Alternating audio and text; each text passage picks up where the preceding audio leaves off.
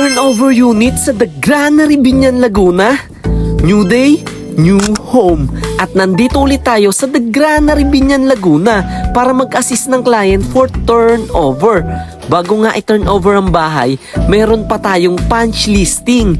Ibig sabihin, you have the chance na i-check muna yung bahay para ma-address din yung mga ibang concerns sa features ng bahay na kailangang i-repair. After nga ng checking, diretso na din kami sa engineering office para i-explain nila Engineer James at Ma'am Clarice ang mga bawat detalye pagdating sa deed of restriction hanggang sa process on how we can renovate yung unit. Example nito sa pag-install ng mga tiles dahil si developer lang ang allowed para gumawa nito at may option lang tayo na sa atin manggagaling yung materyales. Kasama naman niya sa mga ine-explain nila engineer at kung may other concern tayo or other question, i-address naman din kagad yan. Congratulations ulit sa inyo, sir!